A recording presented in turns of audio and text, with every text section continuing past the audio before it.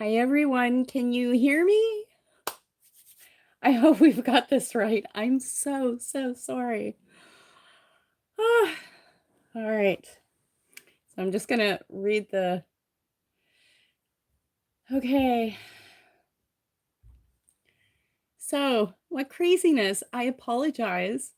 The first stream, it was showing my phone and I couldn't undo it. I'm learning. So, thank you. I'm so glad you found the new stream. Welcome back. Well, welcome you guys. Welcome back. Thanks for even like taking the time to try to find it. So it just makes for a lot of fun, doesn't it? Um, so I want to just give people a few minutes to find the new stream. Um, oh, thank you. I'd gotten this necklace when I was in teaching workshops in Sweden, and it's actually handmade oh, by a wonderful person. So I quite like it. Thank you. Yes, packs a lot of power, packs a lot of punch. And I actually went from Sweden to the UK and put it through the waters, the healing waters of the Chalice Well to cleanse it. So I have that packed in there. So you guys ready for a intuition workshop? Hi guys. All right. Yes. Okay, so what I was thinking is that I'm going to cover some of the components of my 2-day workshop, and I'm going to say that I used to teach because I haven't taught it in a couple years, and clearly right now we can't do real in-person workshops, right? So, I know so many of you are doing a lot of personal work on yourselves, emotionally, mentally, spiritually. And so developing your intuition and really stepping into that part of ourselves is a very natural part of this process.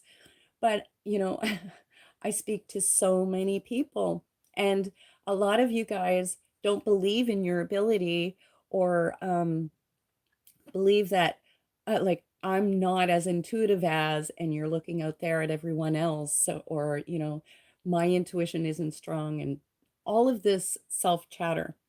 So what I'm going to do, I dug out the manual for my class. I mean, it has dust on it. It's been that long since I've looked at it. Um, we're going to go over as much of these that we can do in this kind of circumstance. So, and I know that many of us here have varying levels of intuition, and you're using it in different capacities. So I'm going to try to accommodate this for everyone. So if you guys are more advanced and using your intuition and things like that, you're going to pick up a lot of unique little tips and tricks to help kind of, fine tune your intuition. And if you guys are just beginning, this is a really good step in moving forward. So as we go through, I'm going to talk about, a topic or whatnot, and then I'm going to turn to the comments and read the comments. And then we'll do like little pieces of Q&A in between. So I'm going to ask that you hold off on your questions until I say it's Q&A time, because as much as I love you guys, I can't read that and teach at the same time. Like I'm just not that coordinated. Okay. So just for those of you who are new to my work and me, I'm Cheryl Harnish. Hi. And I am the author of the Path of Soul, Divine Guidance, Return of Spirit deck, and the books A Seed of Love and Matchstick. So years and years and years ago, I fully rejected my intuition. I was always intuitive. And then I had what I coined a living light experience, because I don't know what else to call it, but I had an experience in the light with angels. And at the time, I didn't even believe in angels. But that experience reawakened my intuition. And like a few weeks later, after that experience, I suddenly, while meditating, started to hear my guides talking in my head. And I thought I was crazy because I mean, these were real voices, like, echoing, and it felt like in the very center of my head. And the whole thing was that I had pushed my intuition away and pushed it down. And this was the steps for me. They taught me over weeks and weeks how to get back into my intuition, how to strengthen it, where it operates from. I mean, they taught me so much. And so I ended up writing about all of this in my book, A Seed of Love. But my workshop, like I have two, so like the 2-day like unleash your intuition, and then a professional intuitive reader class. I've never taken an intuitive development workshop from anybody. I have no idea what people teach, to be honest. Um, Everything that I'm going to teach you is what was brought through to me. Okay. So the biggest thing, this, so here we are in our class, depending on where the classes are being held, sometimes the groups are as small as like 20 or 30 people. And no matter the level of skill, because everyone who comes into the workshop is different, by the end of day one, we do a long distance reading on someone we don't know, and everyone participates, and we write stuff out on the board, and it has a 99% accuracy rate. Okay, so how am I teaching people to use their intuition and become that accurate in one day? Because there's this big fallacy that's gone on that, oh, if you're going to work on your intuition, it's going to take you months and years and forever, and you're going to have to do all kinds of voodoo stuff in order to access it. And I am here today to say that is absolutely not true. You have intuition right now. It's working right now, right? It's just a matter of learning how to get out of your way to utilize this consciously, right? So that it's not just, that kind of intuition where you feel like maybe you should make this choice or that choice, but where you're really embracing it and utilizing it on a daily level. And so I would say in the day one, the main thing that we focus on is getting this out of the way. As soon as you get yourself out of the way of your intuition, you are beginning to rock. You're rolling with this. Now, the other big thing is that a lot of people go, I I don't, is this intuition? We're expecting this big neon sign to come into our minds that says, this is intuition. Oh, and it's like, we have no idea what's intuitive and what is our thinking and our thoughts. So we're going to cover a lot of that stuff today, how to get out of our own way, how to sit in our own energy, and what using our intuition looks like and feels like. Okay.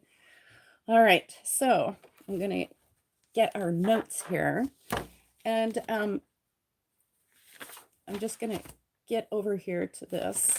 Now, these are the classroom rules, students.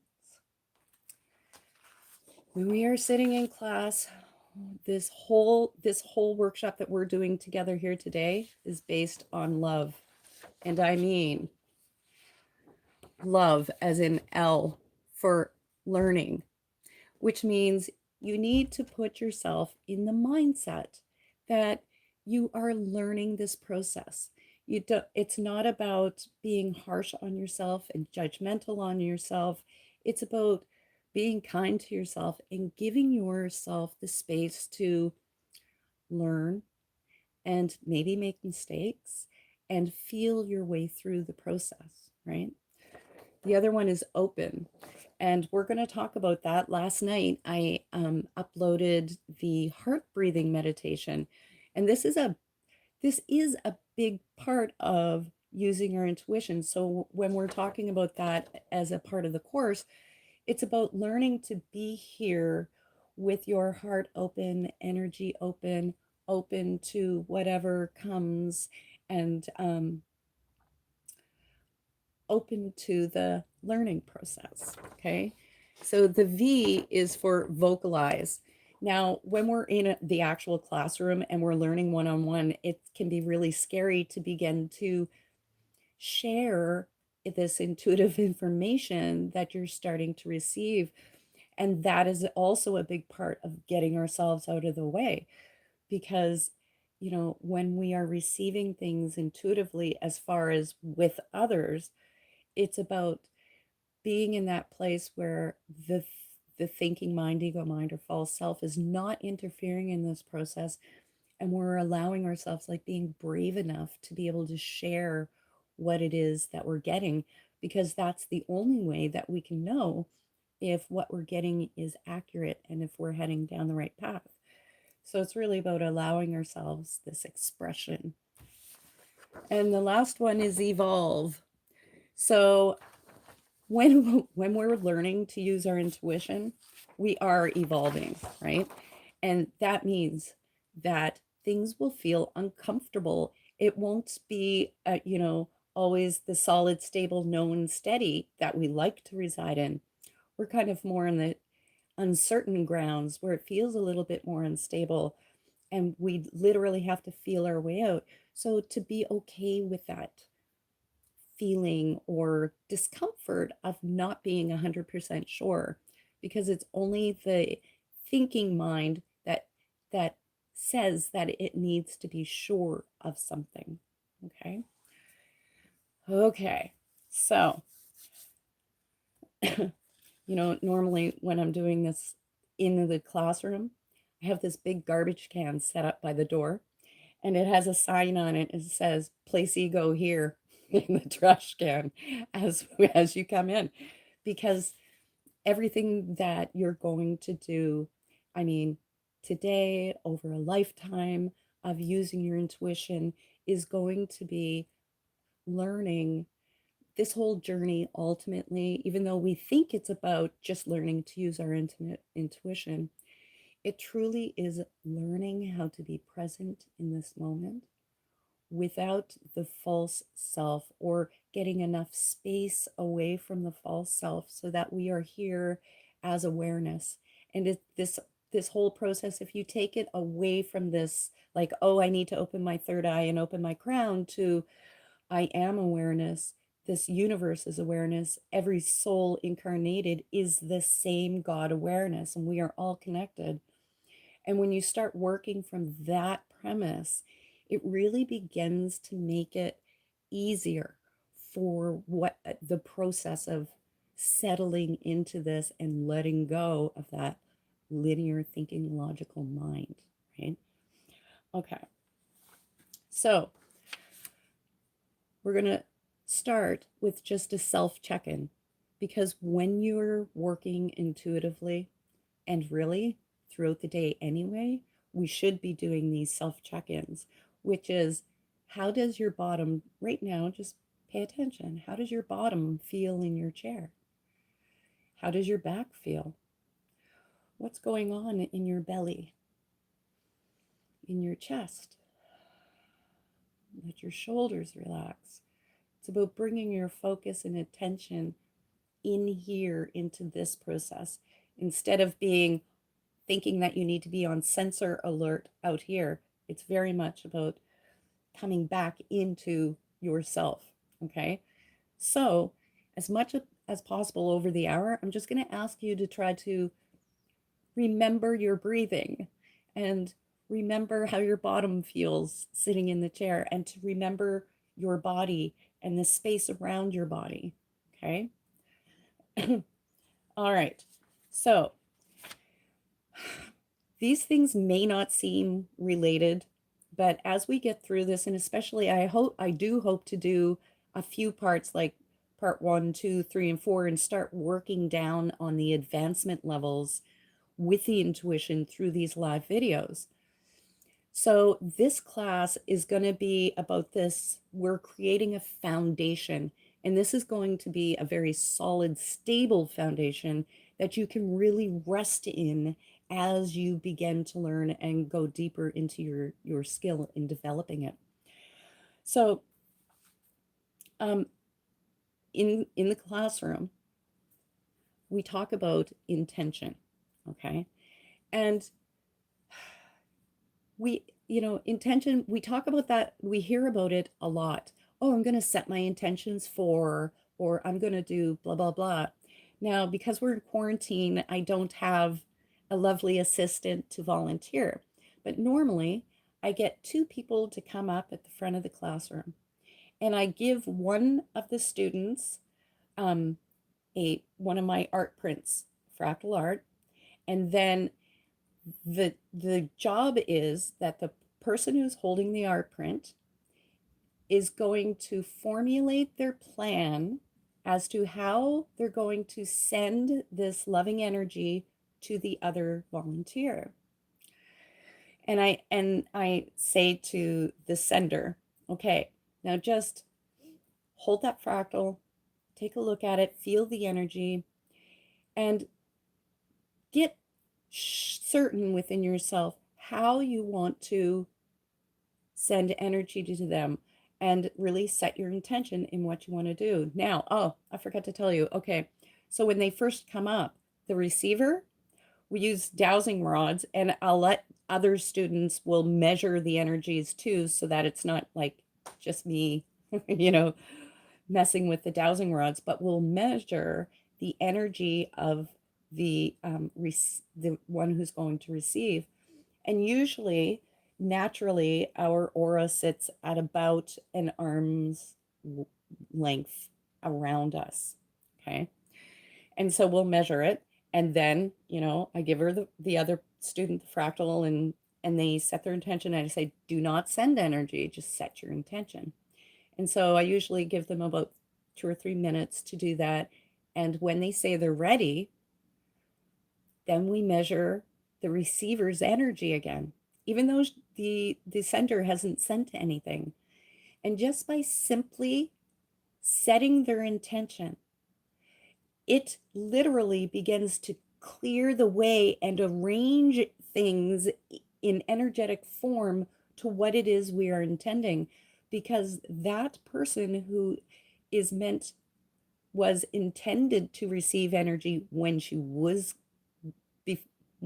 the one who was intended to receive the energy, when we measure their energy again, even though they haven't received anything, their energy is almost double the size. So like 2 arm lengths without, simply by the sender setting their intention to send that energy.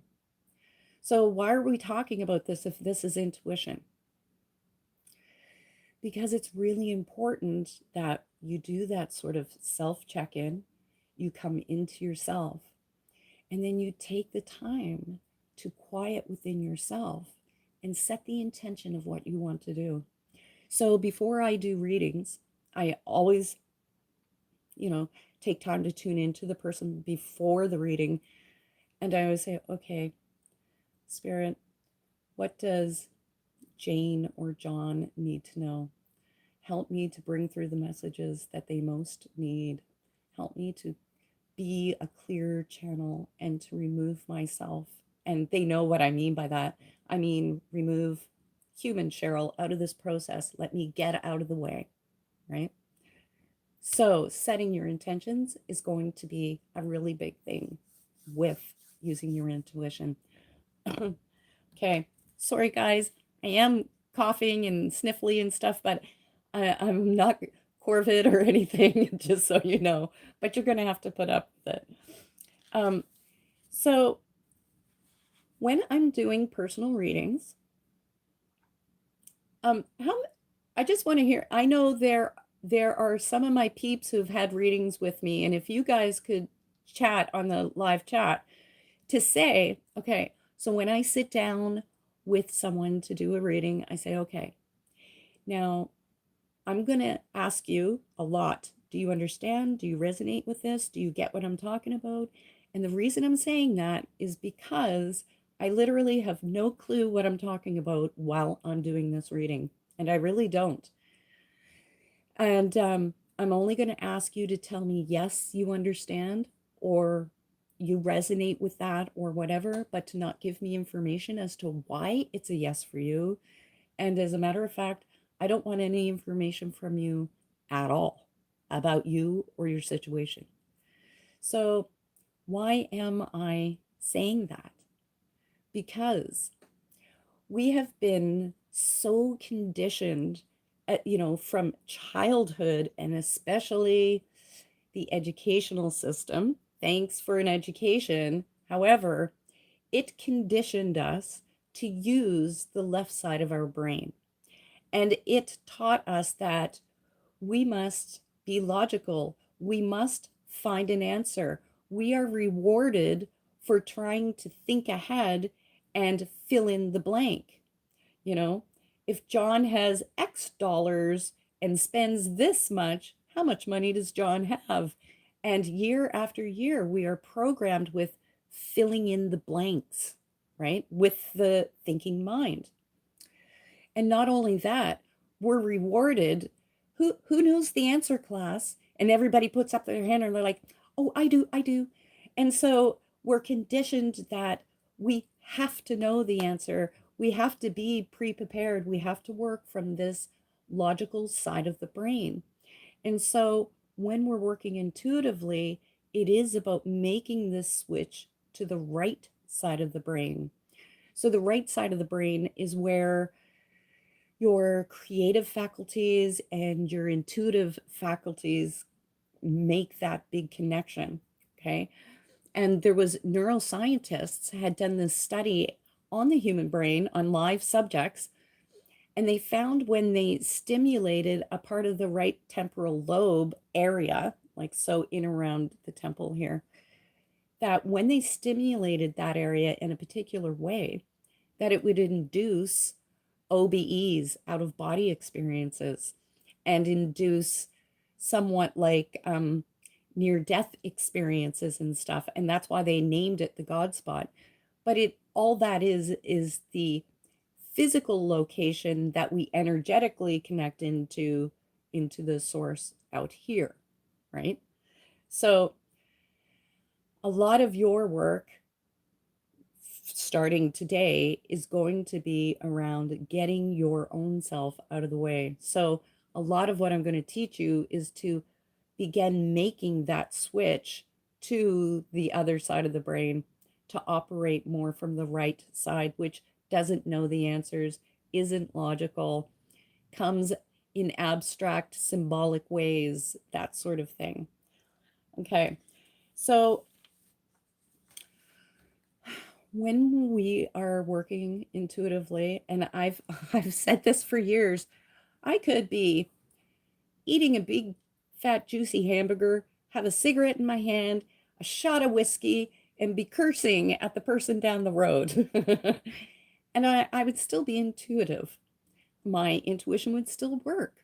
I don't have to eat vegan, be clean, da da da, in order to use my intuition. I don't.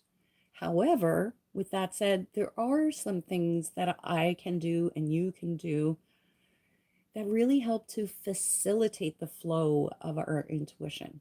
Okay. And so the link was on the other live stream. So when we're done this live stream, I'm going to put the link back up for the heart breathing exercise. Okay. So when my guides were working with me to open up my intuition, the very first thing that they started with was that it's not about my third eye, it is not about my crown. Those are, it's about the heart, and that the heart is the engine that drives the function of the other chakras and other faculties. And it's actually the heart that the brain needs to sync up to the heart. It's not the other way around. And that when the heart is the true mind of your energetic body, right? And when you have this in sync with the heart and the mind, then this puts you, it's, and I mean, these are actual studies done by the Heart Math Institute, just so you know. Even Great Britain talks about this. Now they talk about it. But when my guides were teaching me, you know, 15, 17 years ago, however long that was, no one talked about this. It was so brand new, and no one even agreed with me. But now they have the science to back it up. And this is one of the most effective ways of opening the channel and having you energetically align to using your intuition in a conscious way. Okay. So the heart breathing guided meditation, where you guys can get that. I'll put the link up there for you. But what it does is the heart is 30,000 times more. The energy field of the heart is 30,000 times greater than the energy field of the mind. And that it's about syncing the mind up to the heart.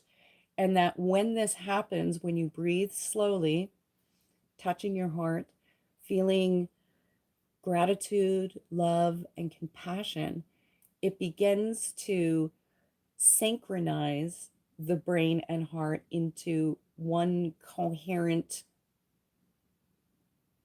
unit instead of working out of sync. And that literally opens up the intuition. So, in the classroom, when we're doing this, before each day that we start our day with that guided meditation on doing the heart coherence. And again, we measure energy before and after with dowsing rods. And I'm like, I would say it's about 30 feet out, the energy field of a person who's done the heart breathing. Their energy field is about 30 feet out from them versus just the normal one arm length. So, why is that important? Because our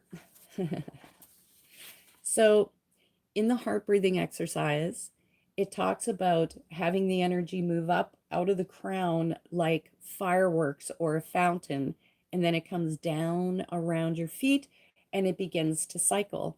And that is called a torus, Toros or US, but not Taurus as in the sign Taurus, right? And this is a really terrible picture. However, this is what is happening. This torus is our natural energy field. But what that meditation does is it begins to amplify that field. Okay. Also, you know, in one way, our fields are bumping into each other all the time. And this is actually how we are, how we, come across our best friend, and you can just feel how they are feeling. And I know many of you are empaths, that you can sense, feel, understand what is happening with other people without really knowing consciously what's going on with other people. And this is how. And we are reading each other all the time. However, when you are practicing heart coherence every day, your field is like supercharged, super sensitive. I don't want to say on high alert because that sounds like, danger, but it's like much more tuned in and sensing and out there farther. However, when we're working intuitively, intentionally, it's not, we aren't doing this. I'm not working to connect into this person's own torus or energy field in this manner. What we are doing is we are getting ourselves out of the way and we are connecting to the awareness that is us, that is everyone. And that awareness is where we go for our intuitive information if we are looking for guidance for ourselves, if we are looking to do readings with other people. And when I say we go there, I don't mean everybody has this conception that, oh, I'm going to work intuitively. So I'm going to close my eyes and I'm going to get tuned in here and I'm going to go far out into the reach and reach out for this intuitive information. And it's like, oh, bring her back in. Bring it back into right here. Because that information is in the field of awareness that is right here. And like, if you can, just quiet yourself for a moment and feel the space of the energy that is right around your body. Can you feel it? Or have an idea, at least an idea of what I'm talking about here? Okay. All right. So when we're doing that heart breathing meditation, it's amping up our field, it's strengthening our intuitive faculty, and it's quieting the mind enough to get it out of the way to allow us to work for ourselves. Okay. So, what does intuitive information look like? What does it feel like? So, especially for those of you who are really like new or on the beginning levels here, this will be a very good exercise. Okay, so are you guys ready to do just a quick little exercise to see what intuitive knowingness is kind of like? All right, awesome, awesome. Okay, so just take a moment, close your eyes, and just remember an apple. Just remember what it looks like. And if you want, you can have the apple in your hand. You can look at it. It can be, out there just suspended in space. It doesn't matter. And just notice how you see that apple. Okay. So now I'm going to get you to open your eyes for a sec. Now, most of you were able to see the apple in some way, even if it was very shady and sketchy, right? I'll wait for you guys. We'll catch up here. Okay. So, and a lot of the times it may not come in super clear, crisp, like the vision of your eyeballs, but you have the idea or knowing. And some of us, are still working our inner vision, and some of us can't see it. But when I say see an apple, you have a knowing of an apple there, even if you can't see it. And that is exactly how it looks and feels when you're working intuitively. Okay. It comes in through that same faculty as imagination and memory. It works and functions exactly the same way. So it doesn't come in strong and it's, that we go, oh, this is absolutely intuitive information. It comes in just wispy and soft, the way that you experienced it right now. And that's why it's so easy for us if we're getting intuitive information visually. That's why it's so easy for us to dismiss it, because it's so much like our memory and imagination that we go, that can't be it. But that is it, right? Okay, so we're going to do another quick little one. And you guys will like this. You'll be able to do this quite easily. So just close your eyes and imagine someone that you're really attracted to, like a movie star or somebody like that, and just see what it is you can see about them. Like, can you see their face? Do you have an idea of them? Can you feel the feelings of, like, you know, attraction or desire, or, you know, what kind of feelings come up when you imagine this person? Okay. Now, I don't want you guys to get lost in in this sexy daydream. I'm going to get you guys to come back. But the senses of how you were experiencing, if you felt any feelings at all, that is also how feelings will come through intuitively as well. They mirror almost identically to our imagination. Okay. So, how are we doing so far? Are you guys following where I'm at with things and what it is that I'm talking about here?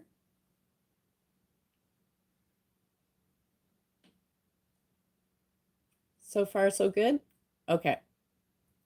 Awesome.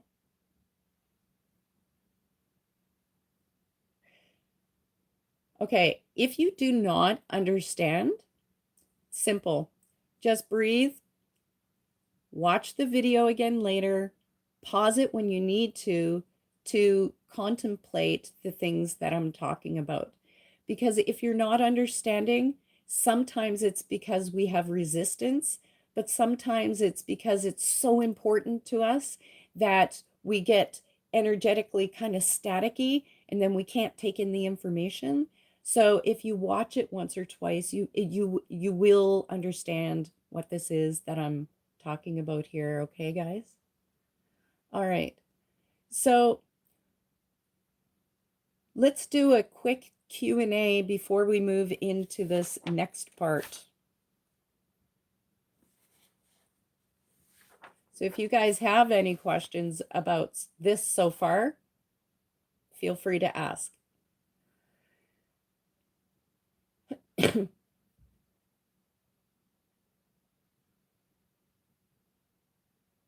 Okay, so Priya asked, how can you tell the difference between ego and intuition? Now, this is a brilliant question. And this is going to take time to discern, okay? And even still, like all these years of doing readings and doing this stuff, there are times where I need to really stop and feel into it to see, is this me or is this intuitive? So the difference is that intuition seems like I'm going to go back to when I was learning, right? Because this is where a lot of you guys are. But when I was learning, my mind, your mind, the ego mind, when it's interfering and injecting its ideas of what it thinks versus your intuition, the ego thoughts come in much more clear, and they're more forceful. Now, this is going to take practice of you guys experiencing using your intuition to begin to understand what this is that I'm talking about. But intuition has a very much a gentleness to it when it comes in. And it's almost like it's the one that you would go, did I see that right? Is that it? Um, and so that's why we have a tendency to kind of ignore our intuition or push it away when it comes. But let me tell you, if you get a thought in your mind that, if the ego is really riding you, it doesn't relent. It's like a pit bull in there, right? And it really globs on to you, where intuition just kind of comes in and will fade in and like come in softly and move away. There's gentleness to it. So, does that help you to understand the difference?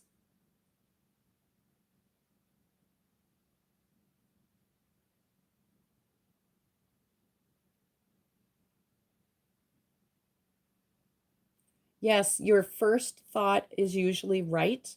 Your first instinct, your first guess, because thoughts are 1/10,000th of a second. Intuition is faster than that. Okay. So intuition comes in a lot faster. Okay. I'm just trying to see. Seeing colors when you're meditating, you will have to tune in for yourself. It's normal to see um, lights, colors, flashes, all that sort of thing when you're meditating because the mind, the optical nerves are still doing stuff. You have to discern for yourself the feeling that is attached. So don't be stuck just on the visual alone. Go to your other senses of how the energy feels in relation to any of the colors that you're seeing. Because the presence of angels usually carries, an energy that brings you comfort or just makes you feel good. It gives you a nice, warm, fuzzy feeling to go along with it most of the time, but there's never an always, just so you know. Okay. So, is there any more questions about the intuition before we? Is there a specific difference between intuition and instinct? Instinct is like your primal mind that says, um, it kicks in automatically. Like I see a lion and your legs start running. You don't even mean to. Intuition will be like you're walking through the woods and you get a feeling like I feel like there's danger up ahead. And you if you proceed, there's a lion up ahead. So instinct and intuition are like I feel like intuition is more a spiritual instinct that we come with that we naturally use, and intuition is the physical counter or instinct is the physical counterpart here in with our physical body.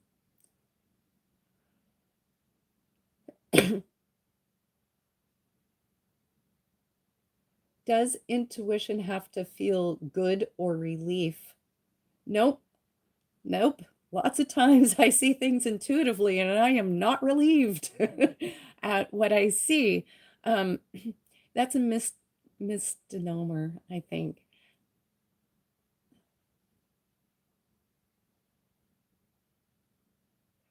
Okay, so I have a question here that says, you know, I see things around me when I'm meditating. Is that my imagination or is that my intuition? Now, see, we would be in class right now. It would be so much easier to do this. However, this was the very next thing I was going to talk about. So, remember how I got you guys to imagine that apple, to remember what an apple looks like in whatever way you see it. The reason I did that is because intuition, like um, clear visual, seeing, works through the imaginative faculty. Okay. It works directly through your imagination. So when you are wanting to tune in to somebody, if nothing is coming to you on its own, we can kickstart seeing and picking up information. Now, the way that we do this, um, let's say, so if I am sitting here getting ready to do a video reading on Skype or Messenger, I'll say, okay, so let's just close our eyes, get quiet, and get settled here. And I'm going to close my eyes and breathe and connect to however I'm connecting to. And, you know, I do my best to get totally into myself. So I'm only feeling my body and feeling the space around me, which to me is God, the universe. And then I hold the person that I've just been looking at in my mind's eye, which is my imagination. And I literally ask my imagination to move, to show me something. And it is so hard in the beginning to really trust that whatever that is that you are seeing could actually be true. So this takes a little bit of practice, but I'm telling you, like within 2 hours in the classroom, we are able to begin doing readings on each other using, I call it the Kickstarter, because a lot of the times we get stuck in not knowing what intuition is and how to get it going and how to get it moving, that we just need something to give us a boost or a kick forward, right? And by calling it up and seeing it in your imagination, that's the same place that your intuitive visions come anyway. So you're using your intuition in the way it is actually intended to, because your imagination is intended to connect up to the source, to source energy, right? So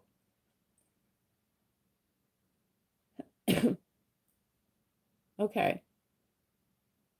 All right. So I just wanted to know if you guys had any questions around what I'm talking about here, because normally we would talk about this and then we would break up into groups in our classroom and you would sit and do exactly what I've told you the process is here. And then you would have the actual working experience with this, right?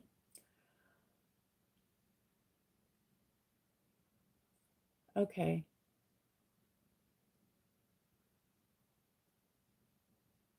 Remote viewing. What is my opinion on remote viewing? It's the exact same thing. It's remote viewing is using the faculty of imagination so that intuitive information can come through to you. That's what imagination is. So remote viewing, whether you're talking to extraterrestrials, angels, people who've passed over, the universe, whether you are doing remote viewing, anything that is using your intuition, you're using the imaginative faculty. It is the unit that intuition uses to operate to bring us information. Okay. So is that making sense to you guys?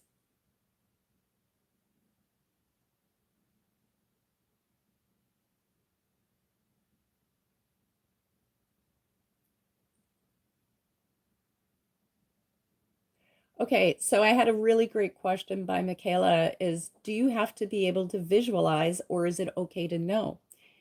Absolutely. It is okay to just know. But I'm talking when you are first learning how to really get into your intuition, like where are you even going to try to find to access intuitive information? What will happen is as you start to get working with it, um, it will start to develop within you your own way of how, which of your strengths, which of the clairs, you know, clair visual, clair audio, clair sentient, which is feeling, um, claircognizance, which is just knowing. And um, for many of us, claircognizance is the strongest one and the one that we ignore the most, to be honest, right? Because it will come in, that claircognizance, this intuitive information, we just get this piece and then we'll go, oh, no, that couldn't be, right? And we kind of push it away, but it absolutely is. Yes. Okay. So, no, I'm sorry. I'm not. I'm not answering personal questions right now about your life and stuff. We're talking about developing intuition, guys. So I'm just going to ask that you keep your questions in around that stuff. Okay. So, okay. I'm trying to ringing in the ears and intuition, please. Um, I have ringing in the ears a lot. A lot of people say that this has a connection to intuition.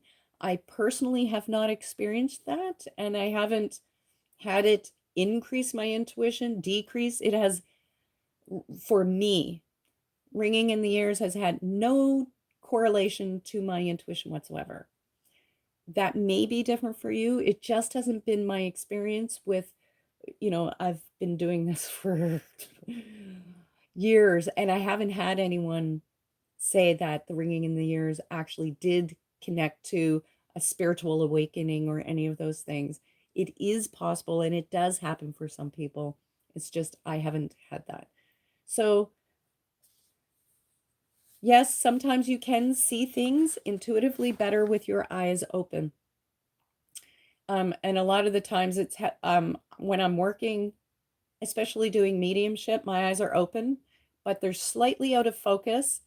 Um, and I'm not like looking quite directly at the person, and the stuff is just coming through the imagination with my eyes open. So yes, your eyes can be open or they can be closed. Okay. Um, yes, your intuition is a part of being an empath. It absolutely is. How can you learn to trust your intuition? Okay, this is one of the things that I really wanted to cover today. So thank you for that. Duct tape. I can't see your whole name, but okay. So, like, how do you begin to trust your intuition? This is a process because you are going to be building a relationship here that is new. And so you have to think of it just like a new person that you've just met and you're building a new relationship with them. It takes a bit of time and experience in order to begin to trust. So, the first and foremost, the the first part to trusting your intuition is you have to begin using your intuition to be able to trust it, because it's going to take time of you using this time after time for you to be able to come into that place where when something is coming through to you that you believe it. But you have to, and there has to be an allowance here for, in the beginning, what I said here, for learning and evolving. That when you're learning, you may make errors. That doesn't mean you should not trust your intuition. It means something else got in the way. Thinking mind, right? So it's about not allowing mistakes to interfere with your process and to keep working with bringing through intuitive information in whatever way you can. So I will share some experiences for sure of my own, but I just wanted to get through this. Is it vital to tune in, or do you just go with it? Like fine tuning your intuition, as in just trust the process. It's actually both. It's both is happening. You are just going with it as you're using it, and then it begins to fine tune itself. Like this will start to work for itself. You will start to discover which of your senses is the strongest, and this will happen on its own. Like it's just like walking. When you are a little toddler, little baby, and you start walking, like holding on to stuff and taking steps, you're all goofy at first walking, but then you're like, ooh, I balance better when I put my weight on my heels and things like this. And that's what's going to happen as you begin to use it, Baby steps. Yes, absolutely. Um, but I just wanted to explain to you one of the concepts is it's going to be very important for you in practicing with your intuition and developing your intuition. Okay. So when you are practicing, it is go if you choose to like use your intuition to practice with other people to begin building your skill. That's what I'm referring to. Now, it's really important that if you're going to do that, you choose a person or people that one, you feel safe with to, you know, explore your intuition with, that you feel safe enough that you can be brave to be able to bring through whatever is bringing coming through to you, even if you're wrong, that it will be okay, and that the person that you're working with is in is accepting of your in being in a place of learning. Okay, and that's why I prefer the workshops, because everyone, all of us are in the exact same place.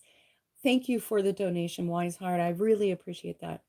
We're all in the same place, and we have deep compassion for each other when it comes time for the person, our partner that we're working with, to start sharing what they're receiving, because we know how scary it can be to begin with not knowing whether you're right or wrong, and we don't need to know if we're right or wrong, because it's not about that.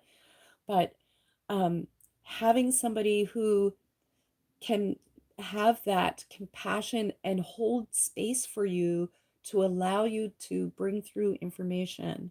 Okay, so that is primary when you're choosing somebody to practice with. The second thing is that do not talk to them for a week. You want to know as little as possible about what is going on with them.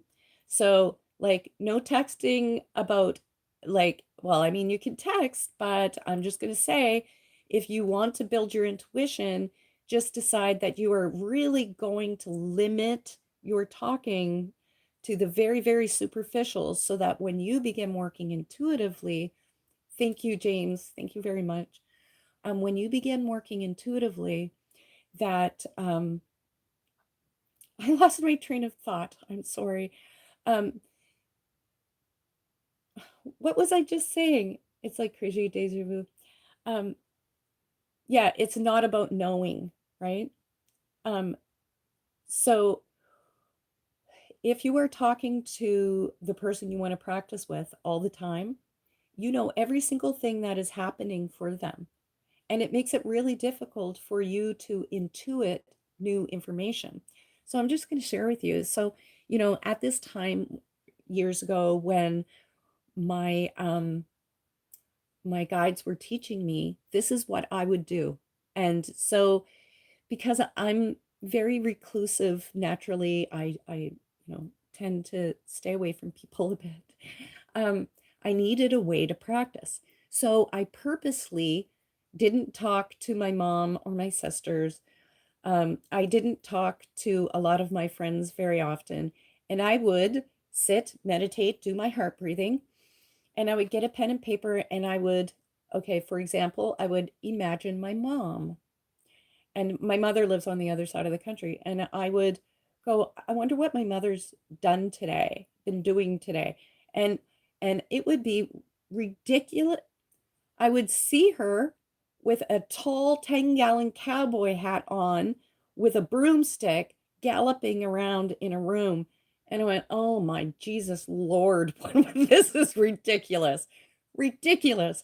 Like, I wanted to give up, but I knew I had to trust my team that was teaching me intuition. And so even the most ridiculous things, I'd write this down. I'd see, maybe one day I would see my mom cut her finger with a knife or whatever, and I would just write it on my sheet of paper. And then I would wait a few days and pick up some things, whether that was emotional. I would look for a few different things. And it would always start with just visualizing in my imagination my mom, and asking her to show me something and kickstarting it with my imagination. Okay.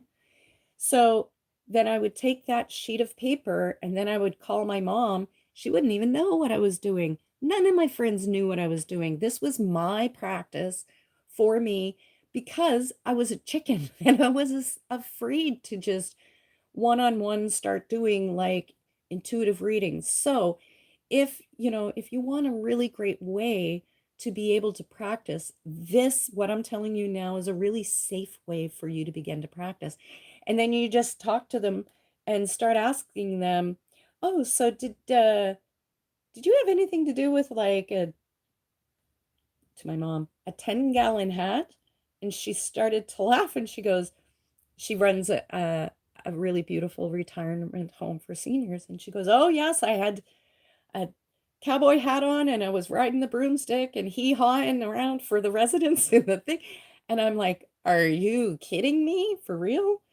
So what I'm offering you right now is a really good and safe way for you to be able to really take those first steps to developing your intuition. And this is a good way for you to learn to trust. So when you make the call, it's up to you whether you want to say to that person, "So, hey, I've been practicing my intuition, and I was just wondering if I could read some of these things off to you. If you do you understand them, or like do you resonate with this at all? Do you know, like, does this relate to you?" Like, you can do it that way, like whatever you want. So how do you guys feel about this? How to begin these bases of getting your intuition going? And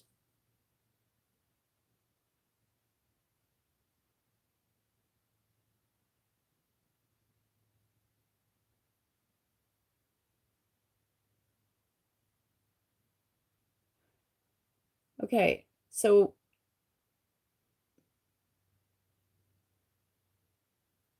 astrology, yes, the biggest aspect of intuition is trust. It's very clear. Okay, good. Just as much, you're just as much of a chicken. Okay, great. Yes, it is like remote intuiting. And like, I mean, because I was doing this for myself and I had nothing to bounce off of, ultimately, what I would like is that we could somehow find a way through video that we could do the workshop, real workshop where we are practicing with people who are we're all in the same boat. We're all just learning, and it's really safe for you to begin practicing and using these principles. So they seem sort of like this kickstarting your intuition seems dumbed down because we're here in a live video. But when we're in the classroom, you will see how powerful that is to begin to engage the intuition into your imagination. Um, yeah, well, we'll talk about what way to begin doing that. So then if you guys do, we'll call this the remote intuiting.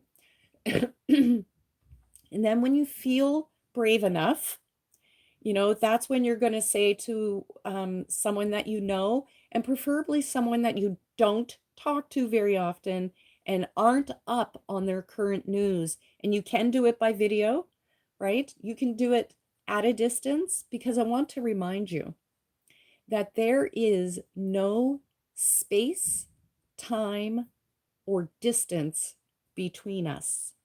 None.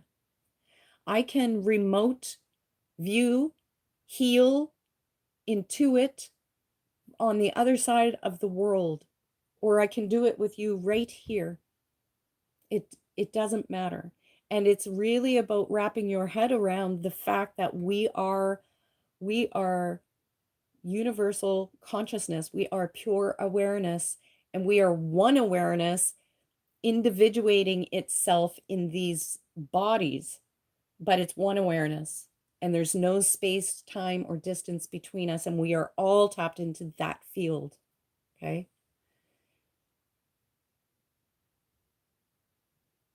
Yes, I actually I have a question about remote viewing. If you can remote view into the past or future consciously by asking for it. Yes. So whenever we're beginning, so I want like this is one of the things that we didn't talk about that's in the workshop.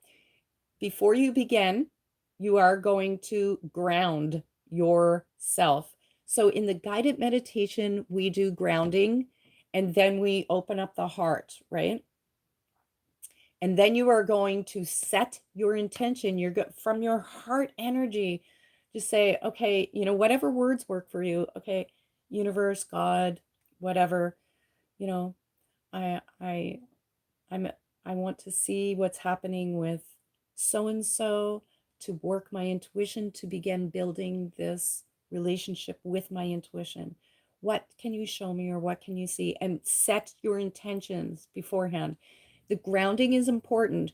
So if you don't want to do a great big heart meditation every time you go to use your intuition, which you don't need to do, that's like a maintenance thing that you'll do every day. You're going to ground, which means you're going to become conscious of your breath and feel like roots are coming out of your chakra, your first chakra, or out of your tailbone. Roots are growing into the ground, or an anchor is dropping into the ocean of the earth and anchoring you there. Now, why do we do that? Why do we need to ground? Because in our houses are the perfect example. You know how we have two-pronged plugs, or we have those three-pronged plugs, right? And it has that one big fat prong called the grounding prong that we plug into a wall with a cord, right? That's what I'm talking about. And what it does is if too much energy comes into the two prongs, the grounding prong siphons that energy back into the outlet so that it doesn't blow the appliance or whatever it is that's plugged in. So when you're working intuitively, you have information coming in here, or when you're walking around in your day to day and you're bumping in and picking up energy from other people this way, you need to be grounded and ground the excess energy out. Because just because you're bumping around other people and picking up things intuitively, energy, information, and stuff, doesn't mean it's yours, doesn't mean you need to hold on to it, doesn't mean you need to cling to it. You literally send it out through your grounding cord. Okay. So you're going to ground and then breathe through your heart a few breaths. So at least listen to the guided meditation at least once from a place of love. Breathe through your heart, set your intentions, and then sit with the person that you have in mind and you're quiet and hold them in your mind's eye and ask them to show you something. And for like make the vision move if you need to kick start it moving. Now it will take a little bit of practice, but I'll tell you, in class within an hour, they people are reading each other within 1 hour of doing this exercise. So it really does work. Can this alignment be disastrous? Grounding your energy is never disastrous. Like there's a lot of fallacy and stuff that gets put around on, internet and stuff like that, because there's a lot of people who are absolutely very new to spiritual path and purpose and stuff like that, but they have a YouTube channel. So, we're taking them as an authority, but there's a lot of misinformation. And I really want to say it's very important that you guys use discernment with the things that you're learning, okay? Even if anything that I say with you does not resonate, then do not take it on, because I'm not the be all here with intuitive information or intuitive development. I'm just sharing with you. So you have to go with what resonates with you. Um, yes, make sure you start with grounding with all of your information. So it's like filtering the information in order to know what to let go, etc., other energies. Um, No, I'm talking about like you definitely want to ground your energy if you're out in a crowd walking around, because some lots of people have talked about being empathic and picking up other people's stuff and then clinging on to it, like holding on to it and not letting it go and feeling affected by it. But, if you're being affected by other people's energy, it's because there's something in within you that wants to experience your because the the ego mind loves negativity, and if it picks up on something negative, it'll cling on to it and wear it like a great big beautiful dress because ooh, feels negative, I'm going to cling on to that. And it's like you can just literally intend to release it, breathe and let it go, and eventually you'll get to the point where you do not pick up anything in other people's energies when you're going out, when you simply decide not to. It just says nope, and you don't pick it up anymore. But that takes time. Um, Miscommunication. Nothing dangerous is all karmic badges or lessons. Our souls get to evolve in this lifetime. Yeah, all of this whole process is about, us learning and evolving, because the whole part is for us to awaken to the awareness that we are, to the God that we are. That's like all of the intuitive development, any of this stuff that you read online, whether it's manifesting, intuition, it doesn't matter. It's ultimately about you discovering the truth of who you are. And true, people use the word I'm spiritually enlightened all the time, and they just throw it around. And it is not to mean that, oh, you're aware of spirituality. Spiritually awakened means you awoke to the God within you and you are enlightened now, like Eckhart Tolle, Papaji, Muji, Gangaji, Ramana Maharishi, like that kind of thing. Is permission required before you tap into someone? Information will come to you from other people, um, and you aren't asking permission. If you want to read someone, the polite thing, you do not have to ask permission. You can tune into anything you want. But the polite thing to do is, if you're going to read someone, is to get permission on some sort of level, or at least know that this person would be okay with you tuning in and looking and stuff like that. So this was very much like, it was a little bit disorganized because I'm doing this workshop in such a different way. And we didn't get to cover everything that we had to cover, because I actually had exercises for you guys to be able to do with each other. So would you guys be interested in doing another workshop where we kind of work up onto the different levels? Because like there's questions here about guides and angels. That would have to be in another class. I do classes. I haven't done classes in a few years, and I can't even begin to plan until we're out of quarantine. Thank you for the donation. Yes, yes, yes, yes, another workshop. Okay, I promise I'll organize this a little bit better for you. I wasn't sure. This is my very first video kind of teaching experience, so I was a little bit out of my element, so I apologize for that. Um, Thank you. I'm glad you would like to be in the class. I would actually, it would rock if we could all get together and be in one massive classroom, right? Um, yes, let's hold all questions till the end. Okay. Um, so for like, because we've come, like we're now at 73 minutes, um, the last of the stuff that I have is going to have to wait for the next video. So the next video that we're going to do an exercise on how to meet your guides and angels. We're going to talk about symbols, symbology, because intuitive information, when you're seeing things visually, will come in actual fact, or you will see it symbolically. So, for example, one of the symbols that I get often from, especially in mediumship, will be a candle. And I know that when they're showing me that candle, that prayers were said for this person, prayers were being said. So, and we're going to talk about symbols, how you can begin to learn your intuitive symbols, um, meeting your guides. What else are we going to do here? Oops, my pages got messed up. We're in the other thing. And then we're going to do a few tuning in exercises. I'm going to give them to you as to,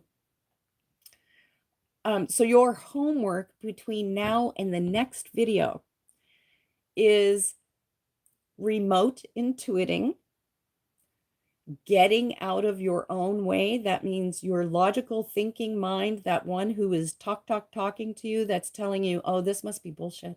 This can't be real. Is this right? Oh, I'm not saying anything. I can't tell anybody that I saw this because it could be wrong. And that person, the false self, your job is to work at getting space for you here. And we're going to talk more about how to do that in actuality in the next class. And I think that will probably, oh, and then there's the next day. And then we still have all of this information from day 2 that we haven't even covered. Today's video and the next video would all be from day 1. So getting space for yourself, practicing the heart breathing, setting intention, doing some remote intuiting. And if you can find a good friend or somebody that you feel emotionally safe with to work with, to do some intuitive work when you're ready, that would be great. But between now and the next class, see if you can find 1 or 2 people who would agree to allow for you to do a reading with them. Because normally in the classes, Discord is a group chat. Okay, I can't read that now. Normally in the classes, we would be doing like probably about 6 to 7 intuitive readings on each other in just the one day alone. And we always work with someone we do not know so that you can get your knowing mind out of the way. So use that as a basis to try to discern who you may find to work with. And so I think we're gonna, when is the next workshop, Cheryl? Um, well, we should do a live card reading, like our spiritual check-in and checkup, right? Because everybody really likes that. So we'll probably do one live spiritual check-in and checkup next week. And maybe we'll do the second class. Let's take a vote. Do you want to wait 1 week or 2 weeks to practice doing your remote viewing?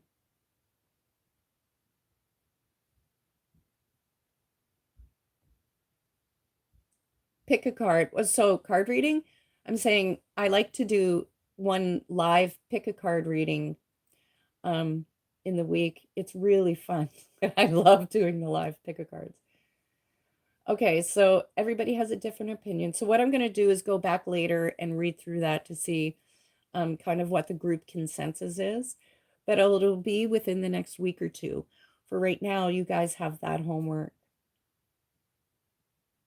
Okay, so before we go, Tarot P, that's right. Does anybody have any questions about the stuff that I've covered today and about your homework? Thank you, Leah. That's very sweet.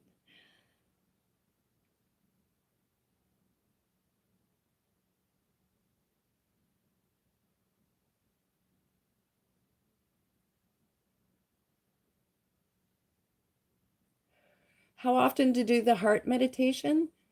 I would suggest, like, in the beginning, doing it like once a day if you can for a period of time that you get really into the flow of doing it.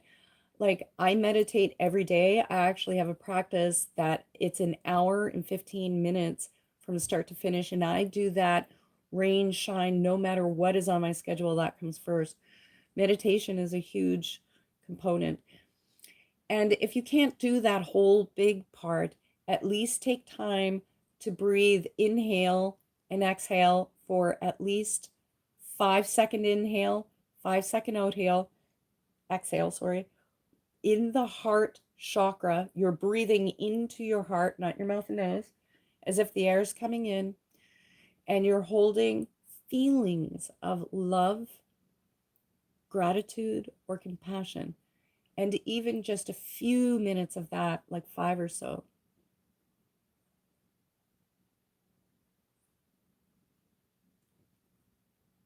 Okay, I meditate in the morning. So I'm going to have to wrap this up. I want to say thank you to everybody who sent a donation. I did see that.